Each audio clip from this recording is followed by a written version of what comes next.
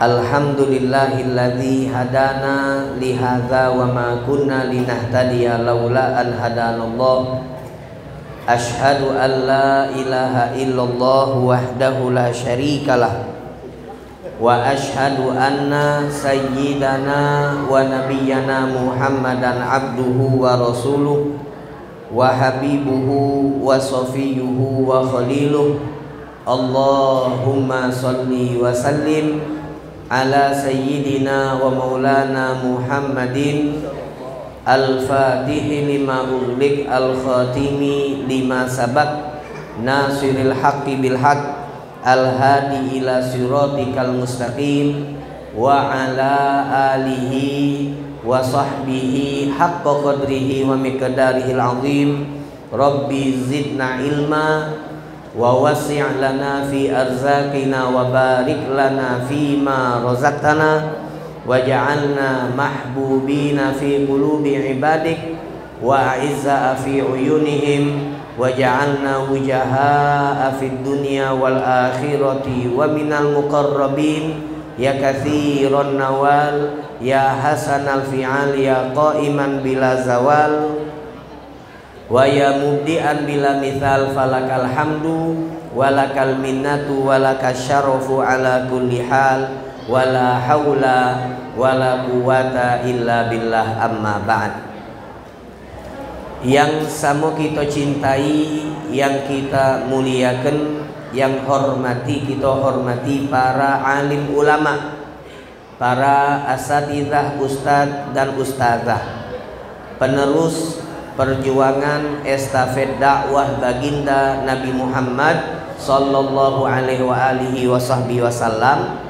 Insyaallah dengan kehadiran beliau-beliau bersama kita pada malam hari ini menambahkan keberkahan yang Allah Subhanahu wa taala berikan untuk kita. Amin ya rabbal alamin. Juga yang kita hormati seluruh daripada sesepuh para orang tua, wabil khusus kepengurusan Masjid Miftahul Jannah ataupun secara khusus panitia dari peringatan Hari Besar Islam Isra dan Mi'raj baginda Nabi Muhammad sallallahu alaihi wasallam yang malam hari ini menjadi perantara, menjadi wasilah, menjadi tuan rumah untuk berkumpulnya, bersilaturahminya kita pada malam hari ini. Kita doakan seluruh daripada pengurus masjid ini, seluruh daripada panitia peringatan Hari Besar Islam malam Isra dan Mi'raj Nabi Muhammad sallallahu alaihi wasallam.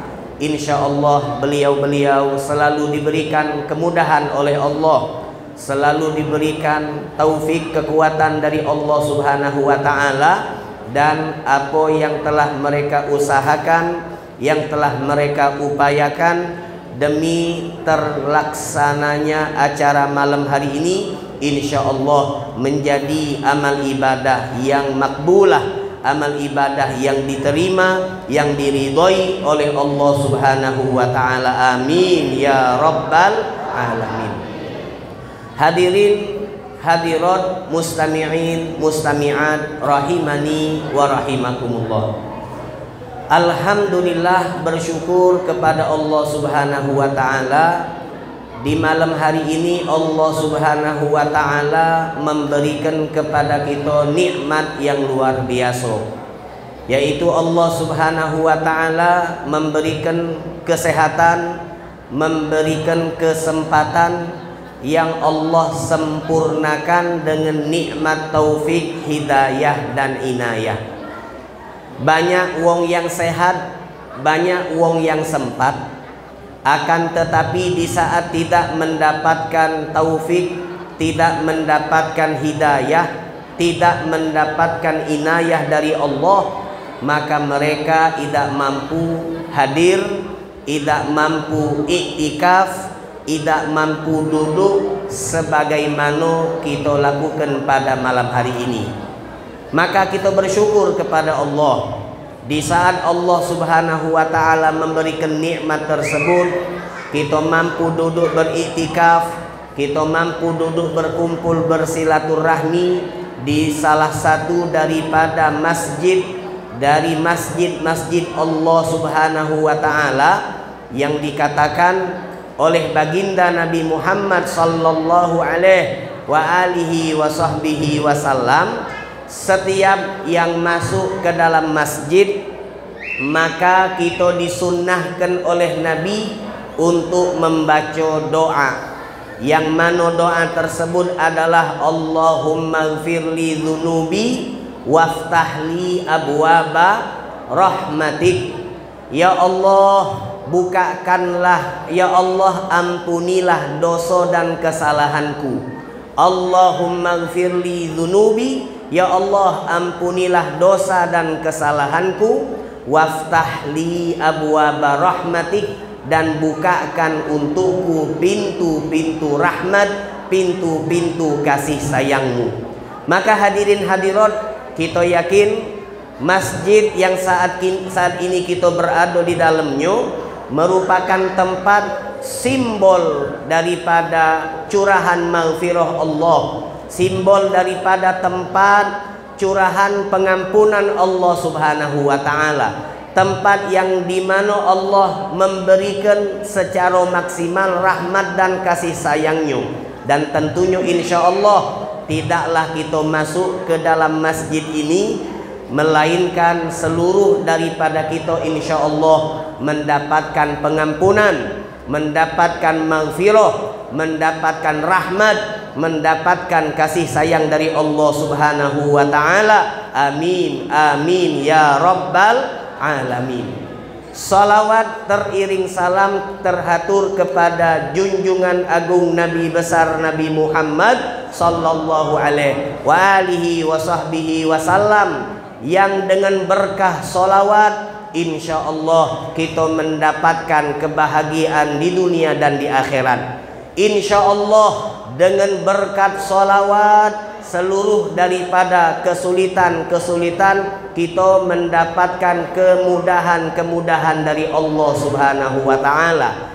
Dengan berkat salawat insya Allah yang mengalami sakit diberikan sehat dari Allah Subhanahu wa taala. Yang dengan berkat salawat insya Allah kita yang hadir, keluarga dan wong yang kita cintai, insya Allah dipanjangkan umur, disehatkan badan, diberikan rezeki yang lancar, diberikan taufik hidayah inayah, dan insya Allah kita wafat dalam keadaan husnul khatimah. Dengan berkat salawat kepada baginda Nabi Muhammad, insya Allah di alam barzakh, di alam kubur kita mendapatkan nikmat-nikmat dari Allah Subhanahu wa taala.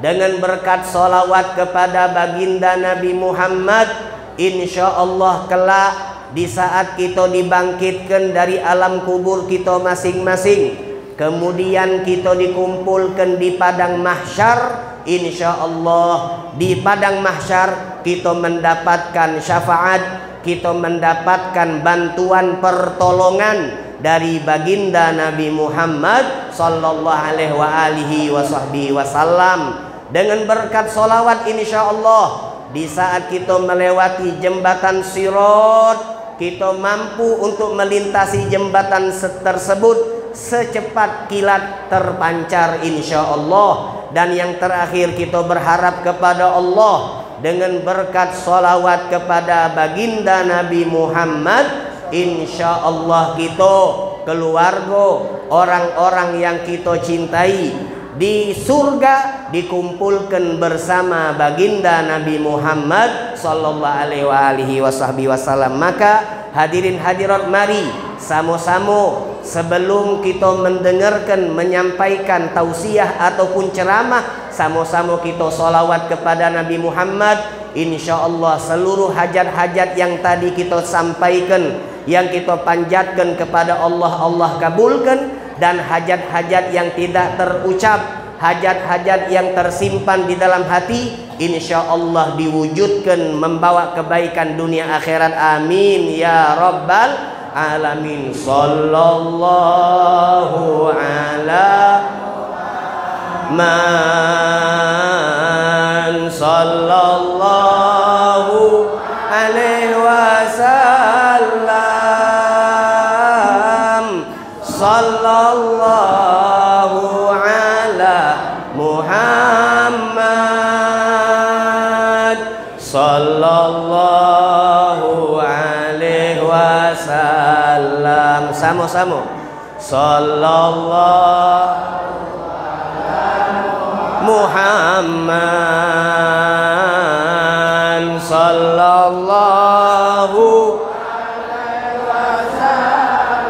Allah Allah sallallahu ala Muhammad sallallahu alaihi wasallam. Ya Nabi salam alaika, ya Rasul salam alaika,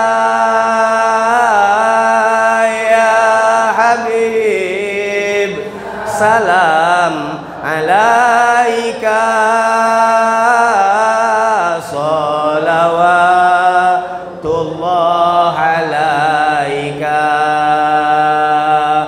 Sallallahu Allah Allah sallallahu alaihi wasallam. Sallallahu ala Muhammad. Ya Rabbi salli wa sallim. Hadirin hadirat, bapak-bapak, ibu-ibu, mustami'in, mustami'at rahimani wa rahimakumullah. Malam hari ini kita duduk di perkumpulan untuk memperingati daripada salah satu peristiwa yang istimewa yang Allah Subhanahu wa ta'ala berikan kepada baginda Nabi Muhammad sallallahu alaihi wasallam, yaitu malam Isra dan malam Mi'raj Rasulullah sallallahu alaihi wasallam. Kalau kita nak membahas secara detail apa yang terjadi, apa yang dialami, apa yang dilalui oleh Rasulullah sallallahu alaihi wasallam di malam tersebut, maka ceramah 1 jam, ceramah 5 jam, bahkan ceramah 1 bulan itu tidak bakal cukup untuk menceritakan secara detail dan mengupas daripada hikmah dari malam peristiwa Isra dan Mi'raj Nabi Muhammad sallallahu alaihi wasallam. Oleh karena inilah di malam hari ini kita tidak bakal membahas panjang lebar. Kita tidak bakal membahas detail-detail kejadian-kejadian yang dialami oleh Nabi Muhammad, karena memang waktunya tidak bakal cukup. Yang akan kita bahas malam hari ini, insya Allah beberapa poin-poin penting yang wajib untuk diketahui oleh umat Islam, umat Nabi Muhammad sallallahu alaihi wasallam, menyangkut hal-hal yang berkaitan dengan malam Isra dan Mi'raj Rasulullah sallallahu alaihi wasallam. Hadirin hadirat, yang pertama yang ingin dibahas, yang namanya Isra dan Mi'raj itu ada 2 kejadian. Yang pertama adalah Isra dan yang kedua adalah Mi'raj. Apa yang dimaksud dengan Isra? Isra itu adalah perjalanan yang dialami oleh Rasulullah sallallahu alaihi wasallam, yang mana perjalanan tersebut terjadinya di malam hari.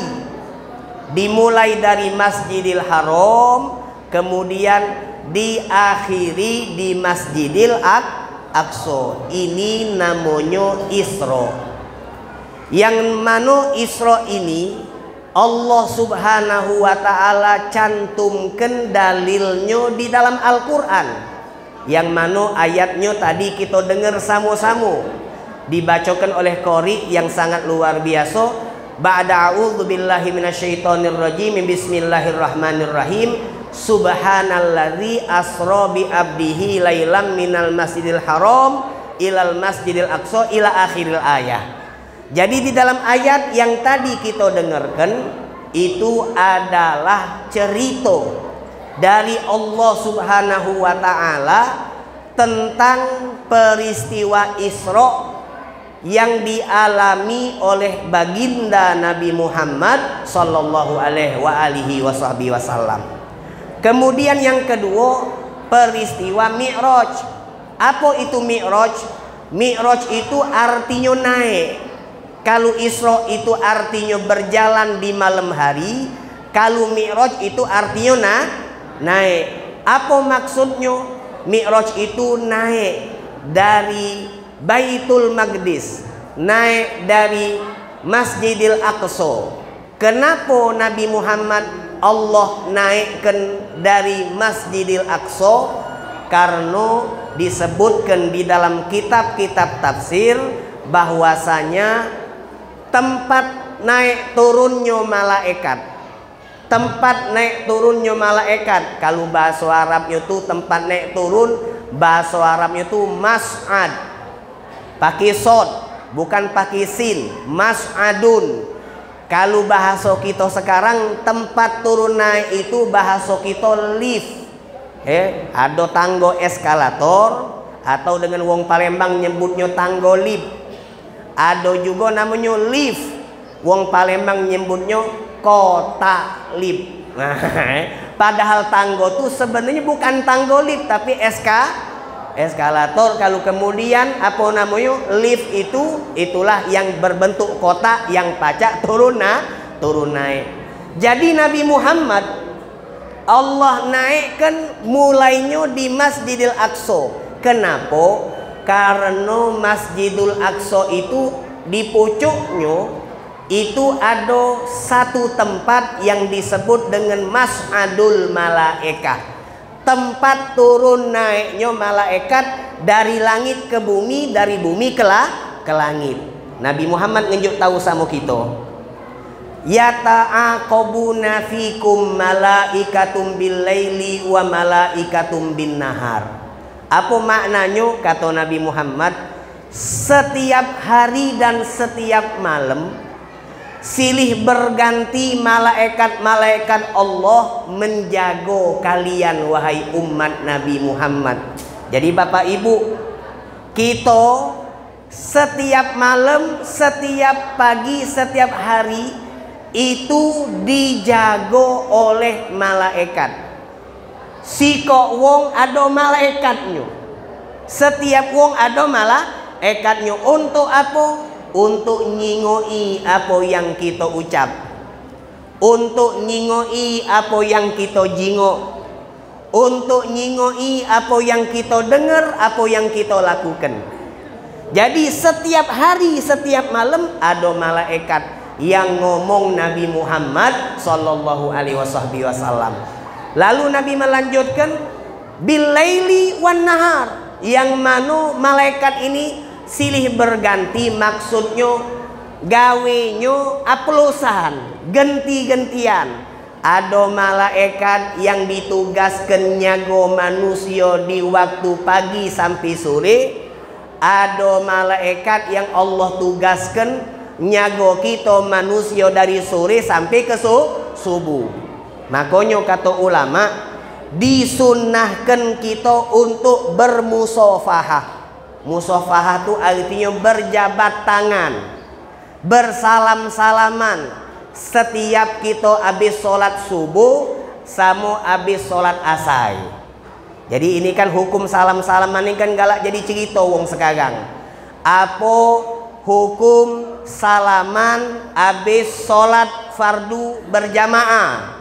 Ada yang ngatokenyo bid'ah, ada yang ngatokenyo tidak boleh, ada tak? Ada, tapi insya Allah di masjid ini tak kate yang ngomong mak itu. Jadi ada yang ngatokenyo tak boleh, ada yang ngatokenyo boleh. Yang mana yang benar? Kalau pengen tahu yang mana yang benar, jangan pendapat kita masing-masing. Karena pendapat kita masing-masing itu biasanya tergantung selera. Ibarat kata makanan, minuman yang ada di hadapan bapak-bapak, ibu-ibu. Ada buah misalnya, ada pisang, ada jeruk, ada salak, ada anggur. Lemak mana? Kalau bapak ibu disuruh milih, lemak pisang, lemak jeruk, lemak salak, apa lemak anggur? Tak boleh lemak galau, milih. Lemak mana? Yo, tergantung selera. Ada wong yang demen jeruk, makan jeruk.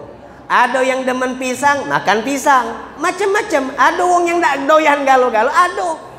Yang tak pacak makan buah, ada. Dia tak pacak makan buah, jadi dia tak milih galau-galau. Kenapa kau tak makan buah? Tak lemak, kata dia. Nah, jadi kalau pendapat masing-masing repot. Kalau kita nak tahu yang mana yang benar, yang mana yang salah, maka kita harus kaji. Dari kajian-kajian yang dibuka, yang disampaikan oleh para ulama. Jadi masalah salaman ini Bapak Ibu, habis sholat 5 waktu, itu ada 2 hukum. Minta maaf, ada 3 hukum. Hukum yang pertama adalah kalau sholat jamaahnya sholat subuh sama sholat asar. Kalau jamaahnya sholat subuh sama sholat asar, kita habis salam, lalu kita berzikir, lalu kita berdoa. Setelah zikir doa kita tegak sallallahu ala Muhammad. Itu hukumnya sunnah. Kenapa sunnah? Karena kata ulama, berdasarkan hadis Nabi Muhammad, malaikat yang nyagoi kita itu, kalau dionyo nyago waktu malam, datangnya pas sholat asar, baliknya pas sholat subuh. Jadi yang nyago kita malam ini tak tahu namanya siapa, jangan tanya malaikat apa, tak mana tahu mana jingok.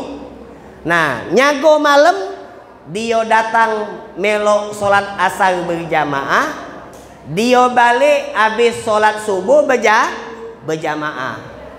Kebalikannya yang nyago untuk kita di waktu pagi, datangnya berjamaah subuh, baliknya setelah jamaah asar. Nah makanya sholat asar sama sholat subuh ini tempat kumpulnya malaikat. Atau yang bahasa sekarang ini apa sebutannya? Sebutannya apa dia? Tak tahu. Tempat kungku. Tempat kumpul wong malaikat itu pas sholat subuh sama pas sholat asar. Nabi ngomong. Nah, karena inilah kata ulama, kita disunahkan habis sholat ini berjabat tangan, bermusafahah. Harapannya apa? Kalu-kalu baik.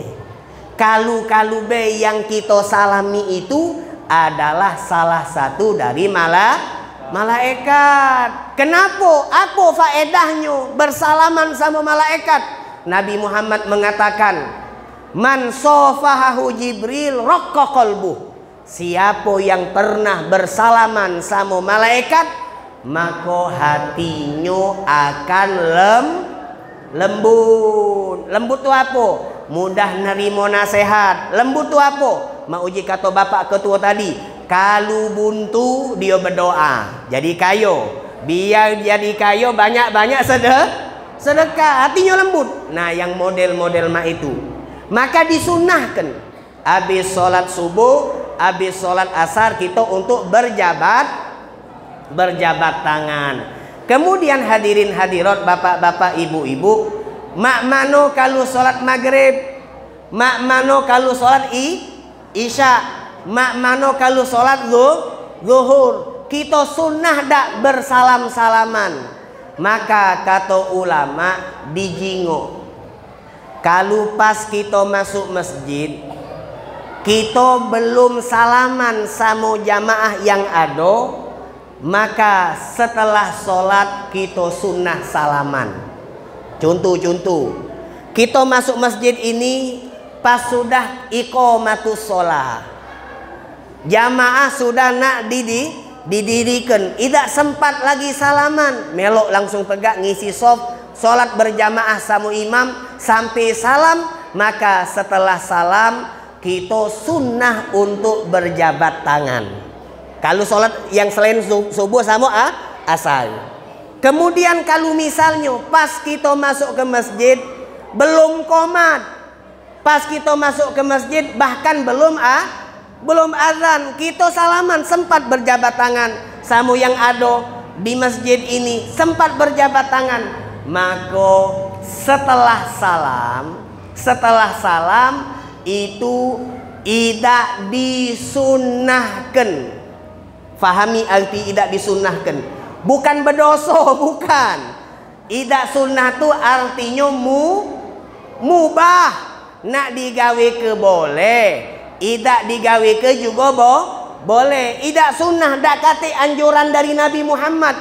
Kita sudah salaman tadi sebelum sholat, kita sempat salaman sama jamaah-jamaah yang ada, maka habis sholat kita tidak sunnah salaman lagi. Ibarat kata model cak tadi nah, ana habis salaman, habis sholat kita salaman, kemudian pas duduk samping Pak Ketua tiba-tiba ana ngajak salaman lagi, kan alang ke seringnya laju tipis lamu-lamu tangan, salaman lagi. Jadi kalulah sudah salaman sebelum sholat, habis sholat tidak sunnah salaman. Nah ini hukum salaman habis sholat. Nah bapak ibu jangan juga kaget, misal habis sholat maghrib, sebelum sholat maghrib sudah salaman sama Pak Ketua misal, habis salam dari sholat maghrib, Pak Ketua nyolor ke tangannya ke anak, dia ngajak salaman sama anak,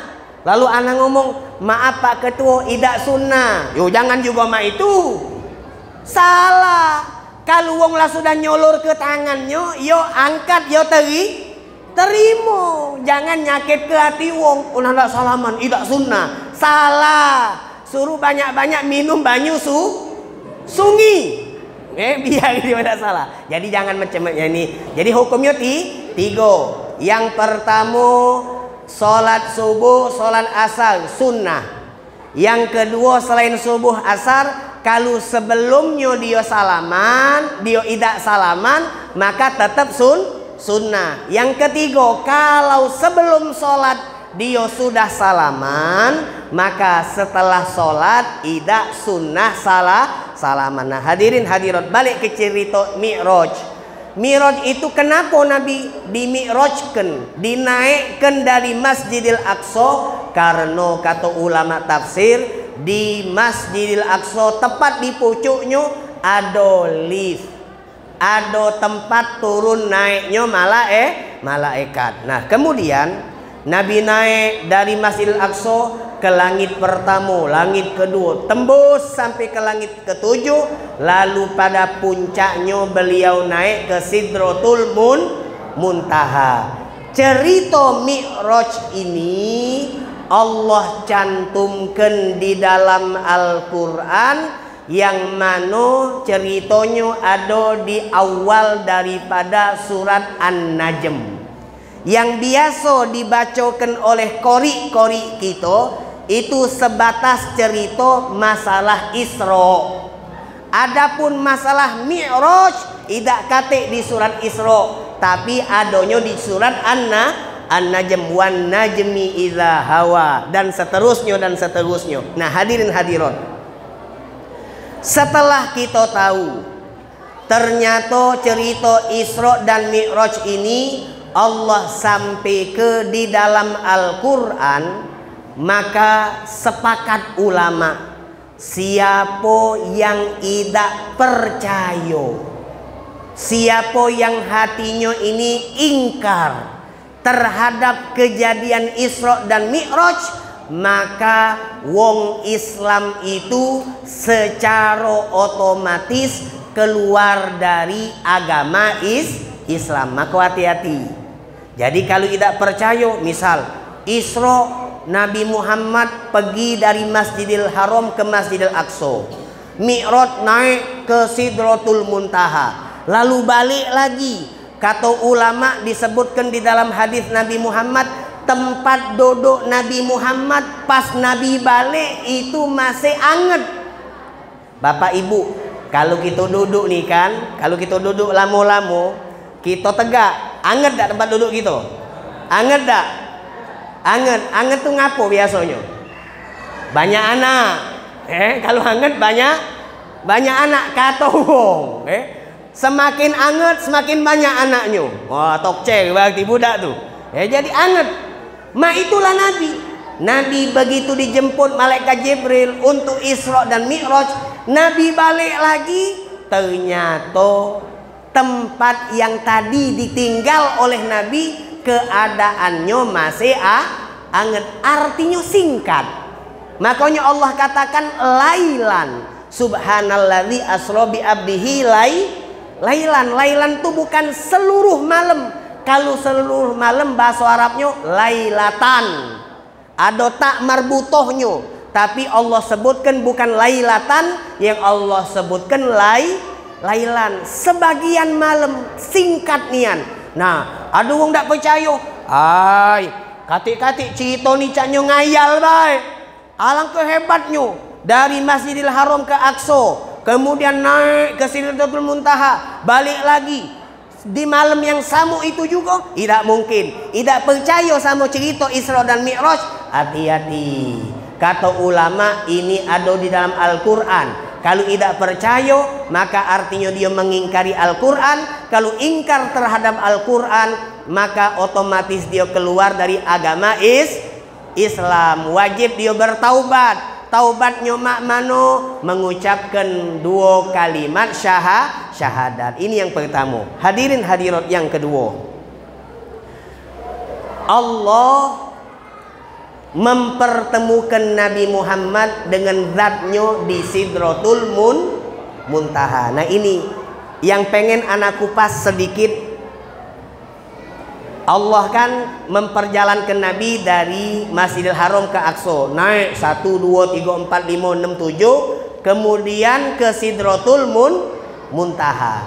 Di Sidratul Muntaha lah Nabi Muhammad berjumpa dengan Allah. Bapak Ibu, jangan kita bayangkan, jangan kita ngawang-ngawang, jangan kita menggambarkan apa yang tidak boleh kita gambarkan, bahwasanya di saat Nabi berjumpa dengan Allah, Allah itu punya kepala, punya badan, punya tangan, punya kaki, punya bentuk seperti bentuknya kita. Jangan.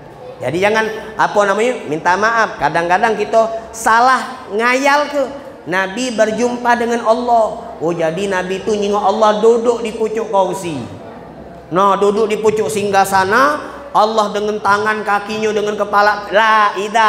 Tak boleh kita ngomong itu. Kenapa tak boleh? Karena Allah punya sifat mukhalafatuhu lil hawadith. Allah berbeda sama makhluk. Kalau kita makhluk punya kepala, Allah tidak punya. Kalau kita makhluk punya badan, Allah tidak punya. Kita makhluk punya kaki dan punya tangan, Allah tidak punya. Lalu mana bentuk Allah? Tidak boleh kita pikir ke. Kenapa tak boleh kita pikir ke? Bapak Ibu, kita ini otak kita pacak membayangkan atau memikirkan sesuatu yang sebelumnya pernah kita jingok. Kalau sesuatu sebelumnya tak pernah kita jingok, tak pacak kita pikir ke. Makanya jangan berpikir. Bukan urusan kita. Allah ni bentuknya mak mano. Ai kira-kira cak inilah. Mana baca? Makanya sikok-sikoknya Tuhan yang disembah umat manusia di dunia, yang dak kate bisa digambarkan bentuknya, dilukiskan bentuknya, cuma ada tulisannya baik, cuma Allah. Kalau Tuhan agama lain ada bentuknya. Nah kira-kira misal, minta maaf. Kalau misalnya ada wong, dia pacak menggambar ke Tuhannya, berarti hebatlah wong itu atau hebatlah Tuhannya? Kan logika itu kan, hebatlah wong itu, hebat dia, Tuhannya baca digambarkannya. Nah kita kenapa tak pacak menggambarkan Tuhan kita? Karena Allahu Akbar, Allah lebih hebat, Allah Ta'ala lebih agung dari apa yang terpikir, yang terlintas di pikiran-pikiran benak-benak manusia. Jadi ini, hadirin hadirat, jangan sekali-kali kita membayangkan Nabi berjumpa dengan Allah. Oh, Nabi ini nyingok Allah nih, ada kepala, ada tangan, ada kaki, ada tubuh. Tidak. Mukhalafatuhu lil hawadits. Mak mana lagi Allah? Tak tahu. Tidak pacak digambar ke, tidak pacak dibayang ke. Ini. Lalu kemudian kita juga bapak-bapak, ibu-ibu, tidak boleh membayangkan atau meyakini bahwa Allah itu ada di Sidratul Muntaha. Ana ulangi kalimatnya. Nabi berjumpa dengan Allah di Sidratul Muntaha.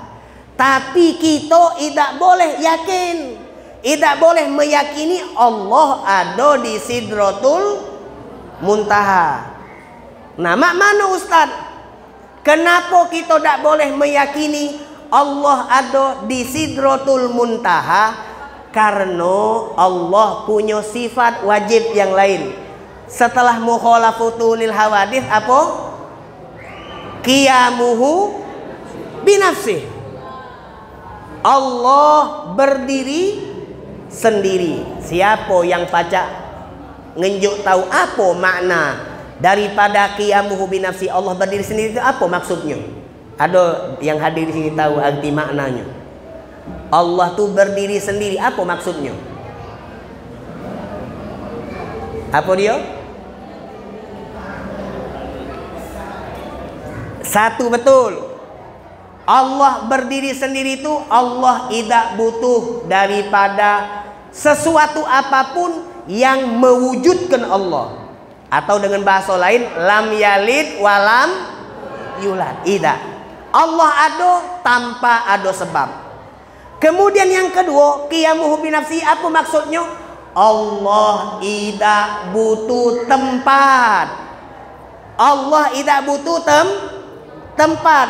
Jadi kalau ada kalimat qiyamuhu binafsi, Allah tidak butuh tempat, artinya Allah itu tidak bertempat. Kalau Allah tidak bertempat, maka maksudnya Allah itu tidak pacak ditanya Allah ada di mana. Ana ulangi kalimatnya. Allah tidak butuh tempat. Artinya Allah tidak bertempat. Kalau Allah tidak bertempat, maka maksudnya Allah tidak pacak ditanya Allah ada di mana. Jadi kalau ada yang nanya sama kita, Allah itu ada di mana? Maka jawaban yang paling tepat itu apa? Kalau ada yang nanya sama kita, Allah tuh ada di mana? Jawaban yang paling tepat adalah Allah ada di mana-mana, tapi tidak di mana-mana. Nah, jawaban yang tepat apa dia? Allah ada di mana-mana, tapi tidak di mana-mana. Apa dia Ustaz? Maksudnya Allah ada di mana-mana, tapi tidak di mana-mana. Sebelum kita membahas maksud ini, kita sholawatan dulu biar agak dingin otak nih. Biar agak dingin pikiran nih. Mari kita sama-sama sholawatan lagi. Salatullah salamullah ala toha rasulillah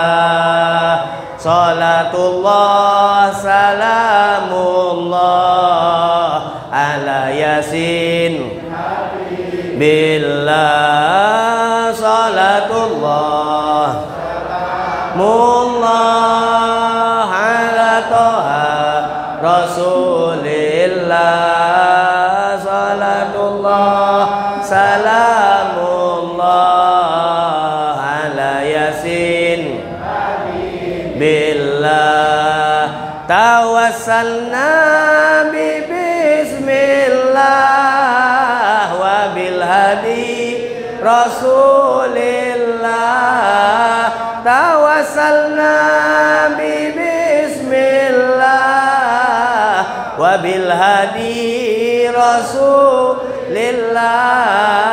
wa kulli mujahidin lillah bi ahlil badri ya Allah salatullah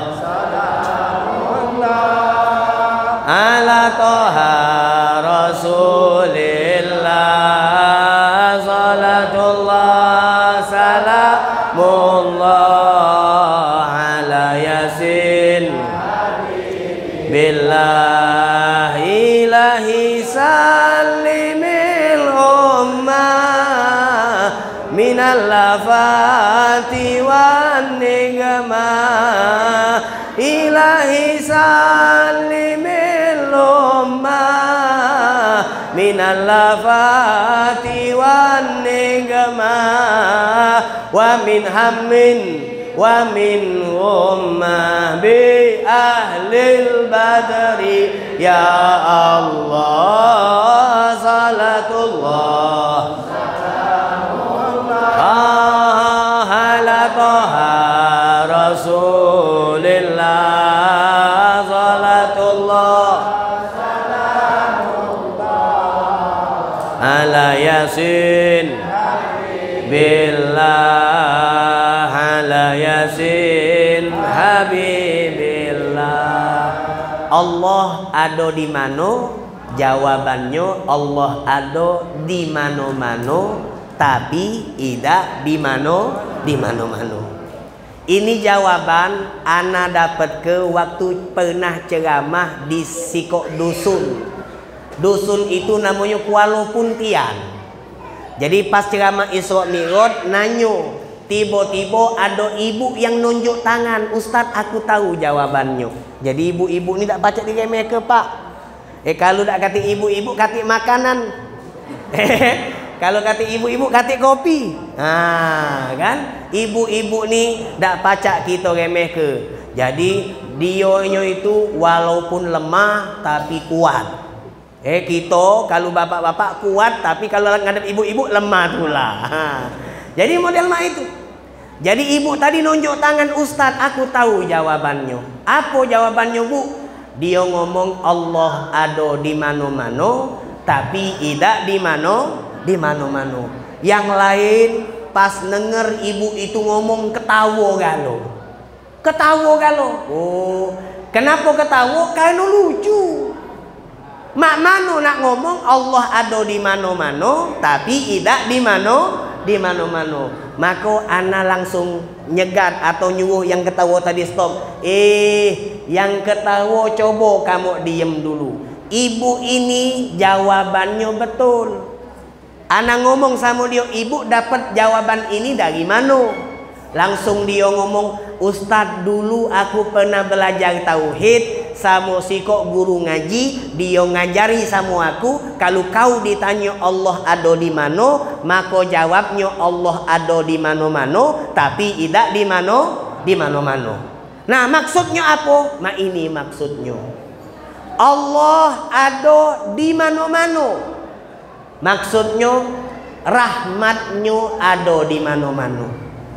Allah ada di mano-mano. Maksudnya pengawasannya di mano-mano. Kita nak ke mano bepak bu pasti dijingoi, dipandangi oleh Allah. Kita di masjid Allah nyingok kita.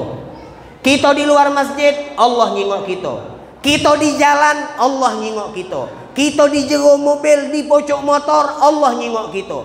Kita di rumah, kita di kamar mandi Allah nyingok kita. nak kita dewean atau nak kita rami-rami, Allah nyingok kita. Pandangan Allah tuh di mano-mano. Kita tidak pacak berlari, bersembunyi dari pandangan Allah. Beda, minta maaf. Beda dengan CCTV.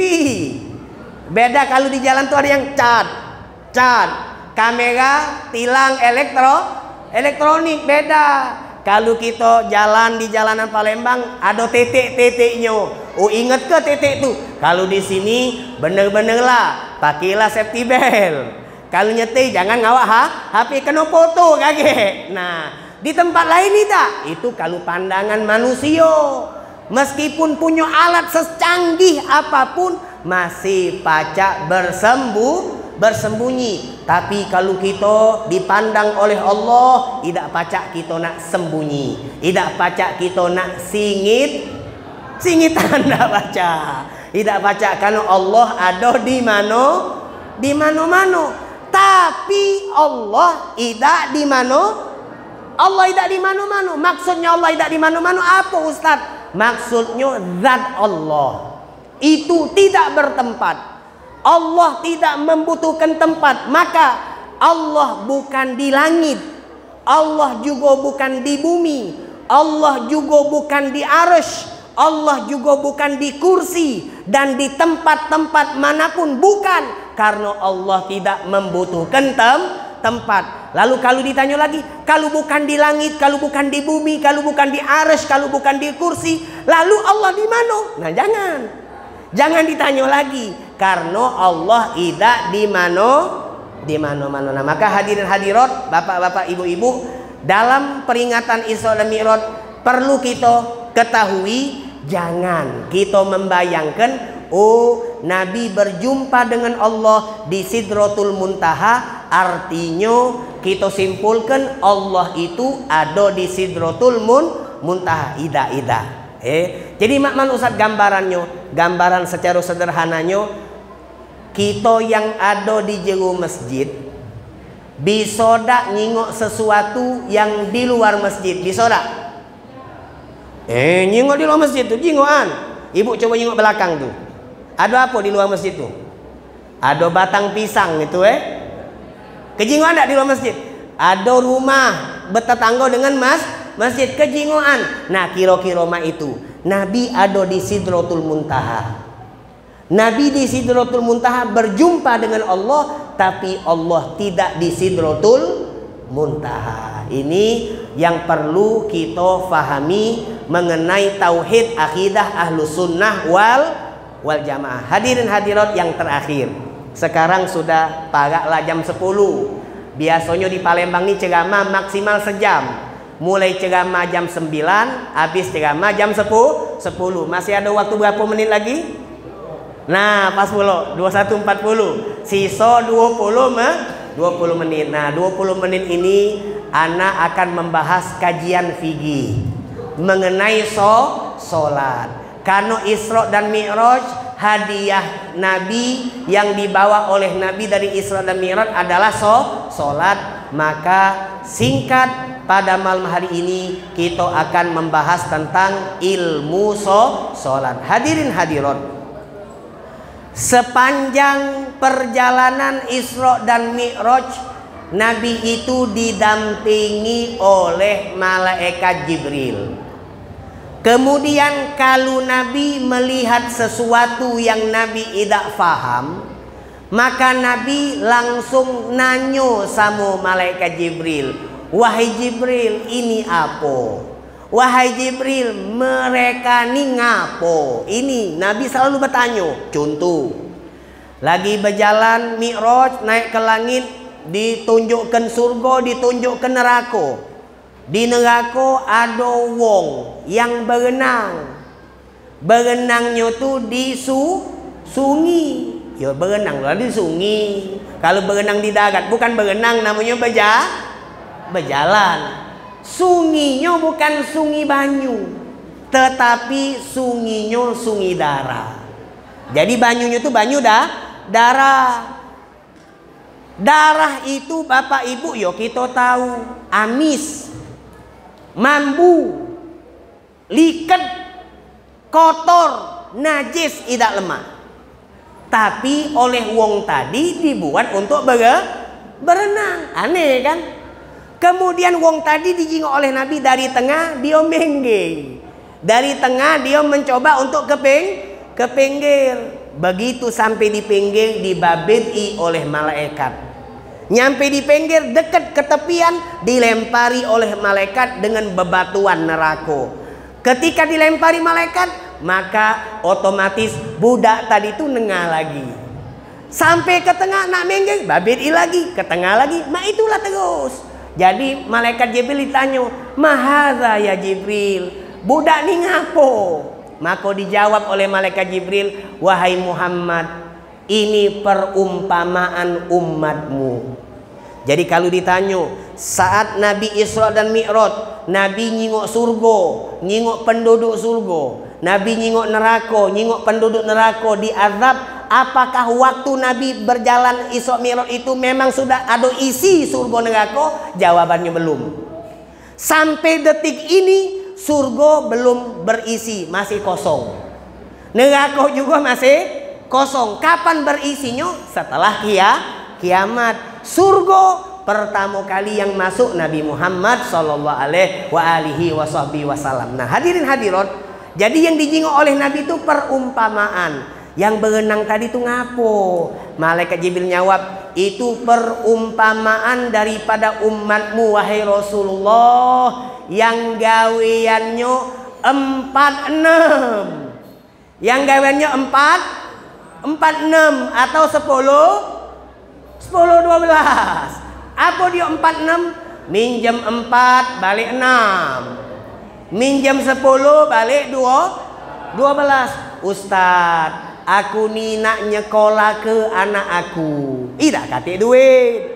Ustaz, aku ni nak muka usaha, nak berdagang, tak katik duit. Ustaz, aku ni nak pergi umroh, tidak katik duit. Boleh tak aku minjem duit sama wong? Boleh tak aku minjem duit sama bank? Boleh tak? Oh, kalau minjem baik boleh. Minjem duit sama bank boleh tak? Boleh, cuma jangan ada bunga. Minjem 10 balik 10. Jangan, oh, kau nak minjem apa? Buat apa? Buat nyekolah ke anak. Minjem sama wong. Sudah 10 juta, balik kenyo bulan 6, balik kenyo bukan 10 tapi 12 juta. Riba. Minjem duit sama bank, nak untuk umroh lah, apalagi untuk ibadah. Take duit, yalah minjem duit sama bank belah, biar pacak umroh, biar pacak haji. Riba tidak boleh, haram. Bahkan kata Nabi Muhammad SAW, dosa riba ini kalau diumpamakan ada siko wong yang dionyo itu berzina dengan ibu kandungnya 40 kali. Coba bayangkan, dia berzina, zinanya sama ibu kandungnya 40 kali, itu dosonya masih mending dibandingkan pelaku riba. Jadi riba ini lebih dahsyat. Maka hati-hati. Jadi hadirin hadirat, singkat. Nah kan 45 sudah. Singkat. Jadi malaikat Jibril kalau Nabi tidak faham, itu selalu Nabi bertanya sama malaikat Jibril, apa maksudnya, apa tujuannya? Allah pengen ngajar ke sama kita. Kalau kita tidak tahu, maka jadilah cowoknya cowok wong yang tidak tahu. Kalau kita tidak tahu, jangan sok tahu, apalagi urusan daripada urusan agama. Nah, oleh karena inilah kita penting Bapak Ibu sedikit mempelajari untuk mengetahui hal-hal yang wajib untuk kita ketahui daripada ilmu sholat. Yang pertama, masalah yang sering terjadi yang dialami oleh ibu dan bapak adalah masalah kewajiban syarat sholat, yaitu menutup aurat. Ibu kalau sholat wajib nutup aurat. Aurat itu apa? dari ujung rambut sampai ujung kaki. Seluruhnya kita aurat kecuali wajah sama telapak tangan. Artinya yang boleh dibuka dari kaum perempuan hanya wajah sama telapak tangan. Yang lain tak boleh terjenguk. Yang lain tidak boleh terbuka. Kalau kita sholat, rambut kita terjenguk ibu. Rambut kita cuma satu helai, atau bahasa Palembangnya selai. Cuma selai. Terjenguk, tidak sah ibu sholat. Kemudian yang banyak nian kurang perhatian ibu-ibu ketika make telekung atau make mengkeno, masalah dagu. Wajah tuh ini namanya gai. Ini namanya gai. Kalau ini bukan gai, ini namanya apa? Ya terserah, yang penting bukan gai namanya. Ini bukan gai. Maka kalau ibu pakai jilbab, kalau ibu pakai telekung, kalau ibu pakai mengkeno, bagian ini kebuka, bagian ini terjenguk, artinya auratnya terjenguk. Kalau itu terjadi dalam sholat, maka sholat ibu menjadi tidak sah. Maka hati-hati. Mengkeno model lamo lebih bagus.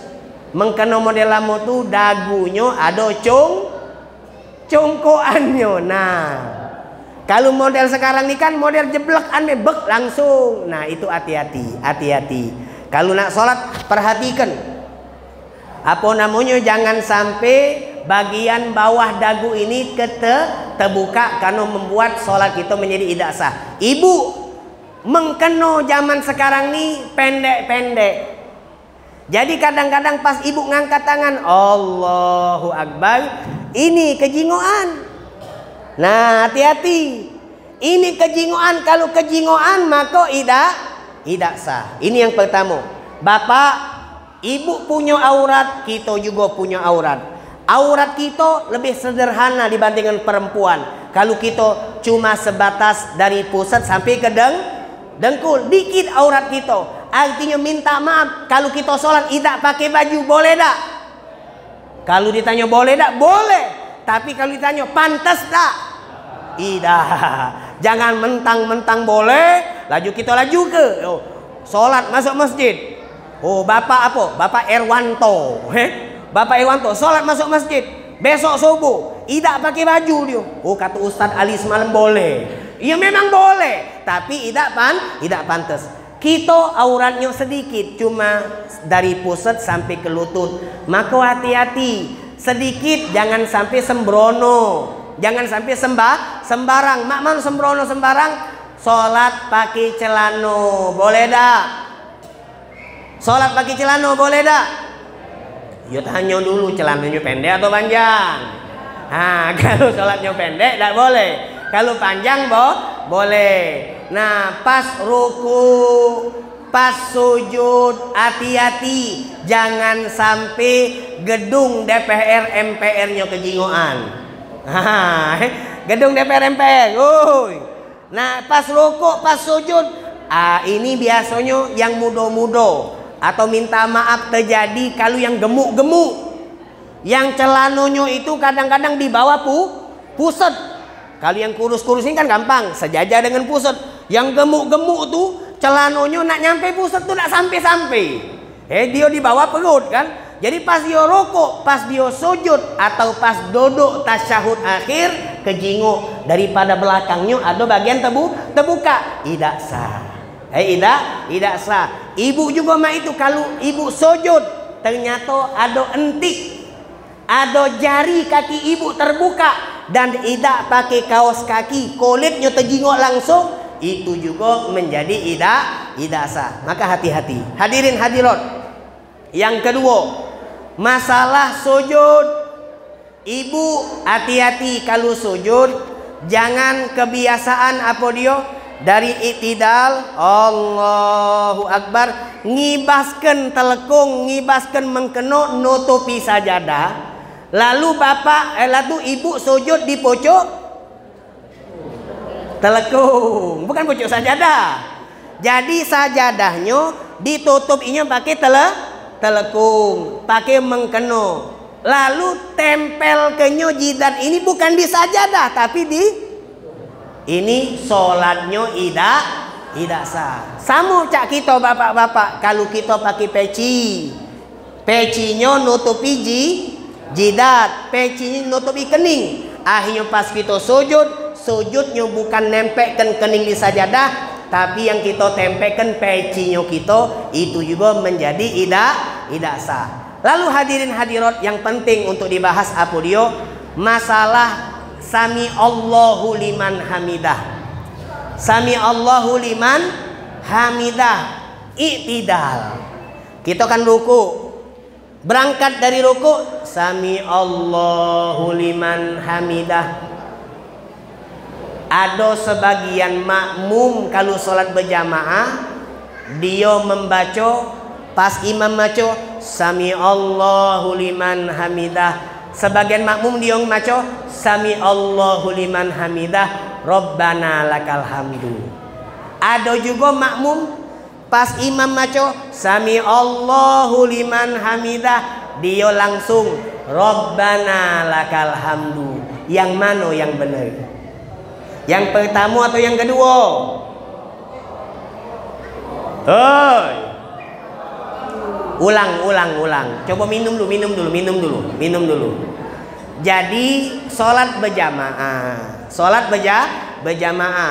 Dari ruku sami Allahu liman hamidah imam. Maka makmum yang pertama imam sami Allahu liman hamidah, dia sami Allahu liman hamidah juga, habisnya Rabbana lakal hamdu. Ini yang pertama. Yang kedua, sami Allahu liman hamidah imam, makmum langsung Rabbana lakal hamdu. Yang mana yang benar? Yang pertama atau yang kedua? Yang pertama atau yang kedua? Yang ngomong pertama tunjuk tangan. Ayo. Anak ubah pertanyaannya. Yang mana yang salah? Dak kati yang salah. Yang salah yang tak sholat. Betul. Jadi jangan galak nyala ke wong. Oh salah. Tidak. Yang salah tuh yang tak sholat. Jadi kalau kita nak meloi sunnah, bacaan sami Allahu liman hamidah tu sunnah. Tidak dibaca, tidak batal sholat. Rabbana lakal hamdu juga sunnah. Tidak dibaca juga tidak batal sholat, tetap sah. Cuma kalau kita pengen dapat pahala sempurna, bapak ibu, imam sami Allahu liman hamidah, kita pengen pahala sempurna, makmum baca juga sami Allahu liman hamidah. Kenapa baca sami Allah liman hamidah Ustaz? Karena bacaan sami Allah liman hamidah itu untuk perpindahan dari rukuk ke i'tidal. Jadi sami Allahu liman hamidah pindah dari rukuk ke i'tidal. Kemudian ketika i'tidal ada bacaan baru Rabbana lakal hamdu mil as-samawat dan seterusnya. Jadi yang kalau dia maco sami Allahu liman hamidah langsung dia maco Rabbana lakal hamdu, tidak salah, cuma pahalanya kurang. Kalau dia pengen banyak pahalanya sami Allahu liman hamidah, sami Allahu liman hamidah Rabbana lakal hamdu dan seterusnya. Nah bapak ibu, ada keseringan yang ana jingok di masjid-masjid, beberapa wong yang sholat pas sami Allah liman hamidah model ini sami Allahu liman hamidah. Nah tangannya ngayun, tangannya ngayun sami Allah liman, ya. Nah ini batal sholatnya. Kenapa batal? Karena bergerak 3 kali gerakan urut-urutan, tidak boleh. Jadi jangan latah sami Allah liman hamidah, ya, tidak boleh. Ini bukan senam bojo-bojo. Tak boleh. Jadi mana Ustaz? Sami Allah liman hamidah, mantap. Jangan gerak. Seperti itu yang perlu untuk kita ketahui. Kemudian hadirin, hadirat, mustami'in, mustami'at rahimani wa rahimakumullah. Selanjutnya Masalah salam. Kalau nak buka galau tuh banyak sebenarnya, tapi yang penting-penting be. Masalah salam. Baik kita sholat dewean atau sholat berjamaah, maka salam itu sunnahnya model ma ini. Ini be yang sunnah dulu, be yang sunnah. Sunnahnya model ma ini. Assalamualaikum warahmatullah. Assalamualaikum warahmatullah. Jadi pas assalamualaikum, wajah kita masih ke arah kiblat. Pas warahmatullah baru berbelok. Sholatnya dewean atau sholatnya berjamaah. Sholatnya sunnah atau sholatnya wajib. Itu sunnahnya. Assalamualaikum warahmatullah. Assalamualaikum warahmatullah. Ini sunnah. Kalau sholat jenazah sunnah pakai wabarakatuh. Assalamualaikum warahmatullahi wabarakatuh. Assalamualaikum warahmatullahi wabarakatuh. Ini sholat jenazah. Tapi kalau sholat selain sholat jenazah, assalamualaikum warahmatullah. Assalamualaikum warahmatullah. Ini sunnah. Boleh dak Ustadz kalau langsung assalamualaikum warahmatullah. Assalamualaikum. Boleh dak model itu? Tidak. Assalamualaikum warahmatullah. Tidak. Dia ucap ini assalamualaikum warahmatullah. Assalamualaikum. Nah, boleh dak? Boleh dak? Boleh. Yang penting assalamualaikumnya diucapkan. Cuma kalau dionyo itu dari mulai assalamualaikum lah sudah berbelok, itu takut kaget dadonyo melok belok. Dadonyo melok belok. Assalamualaikum. Nah, dikit dia berbelok, berpaling dari kiblat. Kalau berpaling dari kiblat, artinya salah satu syarat wajib sholat dia langgar. Selama kita sholat wajib ngadep itu pakai dado. Patokannya dado. Jadi dado ini kalau berbelok dikit meskipun misalnya ini kiblat, ada wong sholatnya rainya ke arah kiblat tapi dadonya model ini. Nah, nak nyari gawe. Wong sholat nyari gawe. Apa dia rainya ngarah kiblat tapi dadonya menggeng. Nah, ini tak sah. Kenapa tidak sah? Karena patokan kiblat tuh pakai dado. Makanya ulama ngajarkan assalamualaikum baru berbelok. Supaya ngapo? Supaya pas selesai alaikum kita masih dadoni ngadep kiblat. Kalau assalamualaikum sudah berbelok, khawatirnya kaget dado berpaling. Kalau dado berpaling, maka kaget sholatnya menjadi batal. Hadirin hadirat yang terakhir, 1 menit lagi. Yang terakhir, sholat jamaah. Terakhir, tidak ada lagi. Imam sholat isya sudah 2 rakaat. Sholat isya ini contoh jangan nak isya boleh sholat yang lain. Sholat isya ini contoh. Imam sholat isya kan 4 rakaat. 2 rakaat sunnah untuk tahiyat awal. Tahiyat awal tu sunnah. Tahiyat awal tu tidak wajib. Sama baca kunut. Kunut sholat subuh tu sunnah. Kunut sholat subuh tu tidak wajib. Nah, imam pas sholat isya 2 rakaat, tiba-tiba pas sujud kedua, Allahu Akbar, langsung tegak. Makmum di belakang nih mulai gugup. Nah, ngapo takbirnya panjang? Kalau takbir panjang berarti tegak, tidak duduk. Kan kalau duduk Allahu Akbar, tanda dia duduk tahiyat awal. Ini panjang. Allahu Akbar. Mulailah makmum di belakang nih nunggu, saling tunggu. Tegaklah kau dulu, aku agak nunggu kau. Jadi apa dia? Ternyata betul imam ini tegak. Belum tahiyat awal. Pertanyaannya, apa yang perlu dilakukan oleh makmum?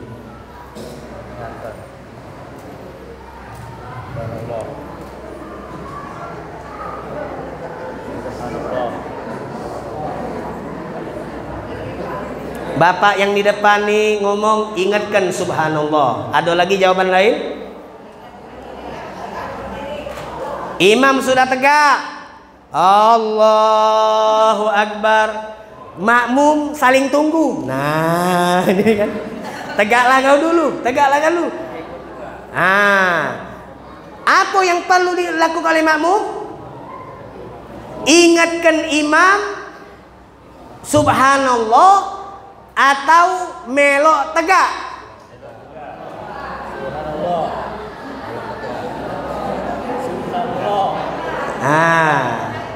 Jawabannya tahun depan baik. Habis waktunya. Jawabannya, ingatkan ibu, ingatkan bapak. Kalau kita berjamaah, kalau imamnya lupa tahiyat awal atau imamnya lupa doa kunut. Kalau tahiyat awal dia sudah tegak. Kalau kunut dia sudah sujud. Maka kalulah dia sudah tegak sempurna atau dia sudah sujud sempurna, jangan sekali-kali ibu ataupun bapak mengingatkan subhanallah, jangan. Jadi kalau ngomong, imamnya tegak, makmumnya masih duduk. Imam nih biarlah aku nak duduk baik. Ini ngaco maki imam lupa. Oh, imam lupa itu biasa. Imam juga manusia. Imam juga kalau salah tuh biasa. Jadi imam tegak. Jangan sekali-kali makmum nak maksa imam duduk dia. Subhanallah. Subhanallah. Nah, bukan panggil-panggilan. Sudah 3 kali subhanallah, tidak mempan. Astagfirullah. Tidak. Kalau imam tadi yang sudah tegak dipanggil subhanallah, mikir dia. Dalam hati ini nih. Kalau dia ngomong batal. Aku lupa tadi itu. Akhirnya dia duduk. Kalau imam sudah tegak, dia duduk. Atau imam sudah sujud, kalau dikunut dia sujud, kemudian dia balik tegak, maka sholat imam batal. Kalau imam batal, maka yang melok juga yang menyebabkan batal siapa? Subhanallah. Imam tidak batal kita seharusnya. Gara-gara subhanallah ini nih. Gara-gara kau nila akhirnya sholat semasjid ini batal. Jadi ingat jangan lata. Jangan lata. Kalulah sudah tegak sempurna, makmum tinggal melok. Allah, melok melok sampai kaget tasyahud akhir. Yo. Agak dulu belum. Agak kan tasyahud akhir, maka imam sunnah untuk sujud sahwi. Sujud sahwi itu sunnah. Nah, kalau imam nak sujud sahwi, dia disunnahkan pas duduk tasyahud akhirnya, jangan duduk tawarruk. Jangan duduk tasyahud akhir, tapi duduknya tasyahud awal. Paham tak? Dia duduk tasyahud duduknya tasyahud akhir. Cuma cara duduknya tasyahud awal. Untuk apa duduk tasyahud awal? Untuk ngenjuk tahu sama makmum. Habis ini aku nak sujud, makmum juga sama. Makmum juga kalau imamnya duduk tasyahud awal, maka dionya juga duduk tasyahud awal. Nah, setelah fil alamina innaka hamidum majid, jangan salam dulu. Allahu akbar, subhanalladzi la yanam wa la 3 kali. Kemudian duduk. Allahu akbar, sujud lagi. Allahu akbar, subhanalladzi la yanamu wa la yasu. Setelah sujud yang kedua, dia tegak duduk, baru duduknya tawarruk, duduk tasyahud akhir, langsung assalamualaikum warahmatullah. Assalamualaikum warahmatullah. Sengaja anak duduk karena ceramahnya sudah habis. Nah, kan?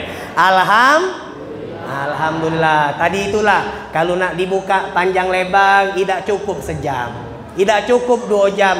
Cuma jadilah badan anak sudah keringetan galau. Kamu dengarnya lemak, ada yang nyendeng, ada yang ngagut pinggang, ada yang sambil ngingok. Ya tahu jam itulah tahu.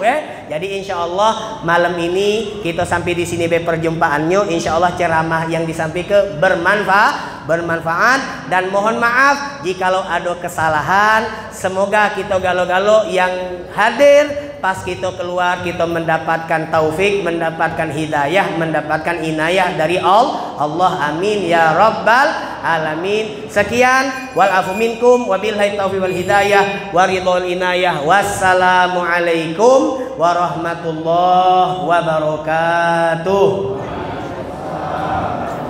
Naam.